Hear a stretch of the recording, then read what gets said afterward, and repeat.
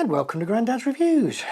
Today I want to have a look at the exposure modes on the Fuji X-T3 and other Fuji cameras.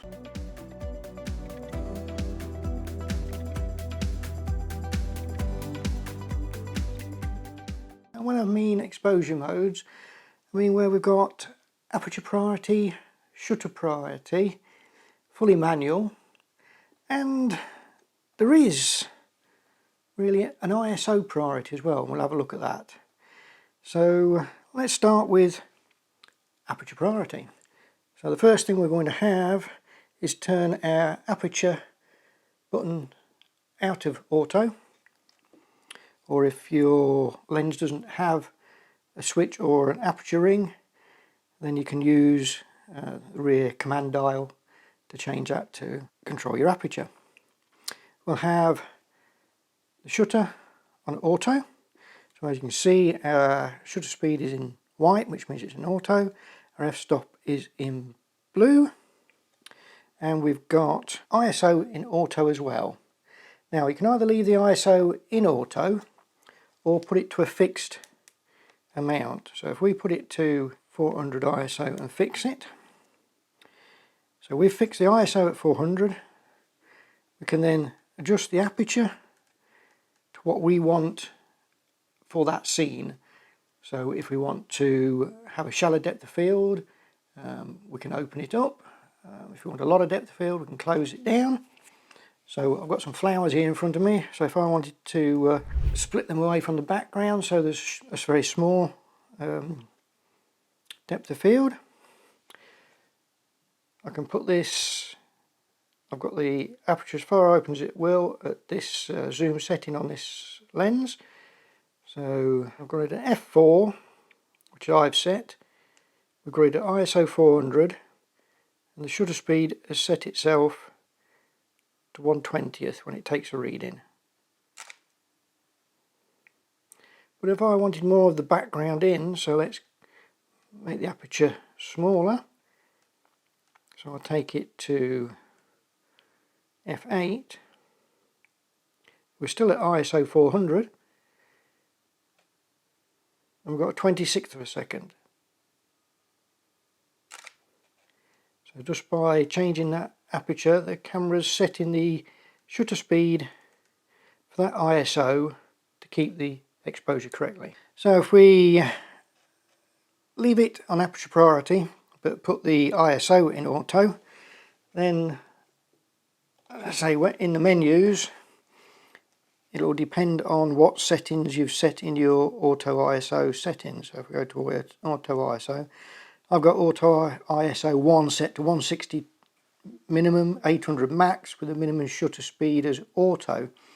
And what that's telling the camera to do is whatever focal length I've fitted, as long as it's a Fuji lens, it will know that focal length. Even in the zoom, it will know what you've zoomed to, and use a shutter speed that's no slower than the focal length. So I've got it on that one. So with this here, if I set the aperture, got f4 again, it's picked an ISO of 320 and a 60th because I'm at about 40 mil. If I go to 55 mil, I'm on f4, it's picked ISO 500 at an 80th to keep me, and I can take a shot like so. So you can either say you use the auto ISO within the ranges you've set, or pick a fixed ISO for your aperture priority. Now if we go over to shutter priority. So in shutter priority we're going to switch the lens to auto, or if it's in turn, no switch or anything, you'll use the back dial. And we're going to have the shutter speed we're going to set ourselves. So if I pick 1/25th, so we've got the aperture has gone white because it's on auto. We'll do a fixed ISO again. So I've fixed the ISO at 400. I've set my shutter speed to 1/25.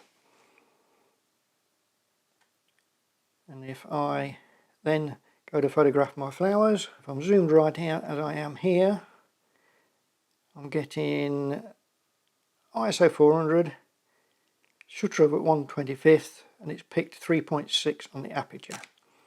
But if you watch as I zoom in, because I'm using spot metering and it's metering the actual flowers, when I get to nearly 35mm and I've still got 1/25 and 400 ISO, it can't open the aperture enough. So the f-stop's gone red, saying the aperture's as wide as it will go. It can't open up anymore to get the exposure correct. So we could turn the shutter down ourselves, and it's gone to f4 60th that I've gone down to, and we can take the shot. Again, in this mode we can put the ISO to auto, so it will use the same settings as before, but this time if I zoom in, it will raise the ISO now to allow the aperture to be used at the 1/25. So I'll pick 1/25. The ISO I've put onto auto, it's picked 640 ISO to get an f-stop of f4 to take the shot. So in the shutter priority mode, you're setting the shutter speed to what you require for that setting. So if you were going to do sports or some fast moving and you want to freeze the action, you should put a higher shutter speed. So I could put a 500th there, and in that case, again, we can't get that set in there. So I could go to ISO, which I've got as 6400.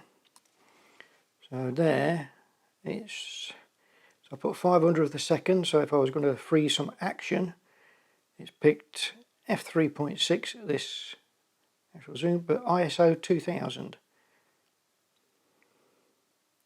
to be able to take the shot. So as long as that f-stop doesn't go red, you'll be able to take the shot. If it does, you're going to have to alter your shutter speed or ISO to be able to take that shot.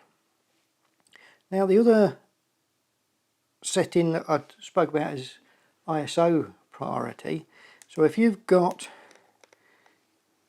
shutter set to auto, the aperture set to auto, but you preset an ISO, so 400 ISO, you've set the ISO to a static setting of 400, so now the camera will use the shutter speed and the aperture to get the correct exposure. So in this case here, I've zoomed right in on the flowers, it's picked f4 at 75th of a second at my picked ISO 400. If I turn that down to 200, it's now kept the f4 but gone down to a 38th. I zoom right out at ISO 200, it's gone to 3.2 at a 60th. If I change that to 800 ISO, I've now got 4.5 at a 1/40th. So you are actually using like ISO priority, because you're picking the ISO and allowing the camera to pick the shutter and the aperture for you. Now the other mode you've got is fully manual. So in fully manual, we take the aperture out of auto, take shutter speed out of auto, and we take the ISO out of auto. So I've set ISO at 400, I've set shutter speed at a 60th, we're pointing at the flowers. I'll zoom in a bit, like so, and as you can see, the meter is now saying we're underexposed by 4 stops. So I've got to bring the aperture till I get it to 0 or change it to where I think, because so if there was a backlight you'd want to open up so the actual flowers are correctly exposed, or if you wanted the background to be exposed, so in this case I'm closing the aperture down and we're getting the flowers dark but the background is becoming clearer to see. But if I wanted the flowers to be clearer, then I could open it up. That's as far as I'd open it will go, and the background's blown out. So you control the aperture and the shutter and the ISO for the scene that you've got, what you require. So that's my quick look at the different exposure modes on the Fuji X-T3. If you enjoyed the video, give it a thumbs up. If you didn't, give it a thumbs down. If you want to see more videos like this, hit the subscribe button. If you want to be notified, hit the bell button. Until next time, see you later.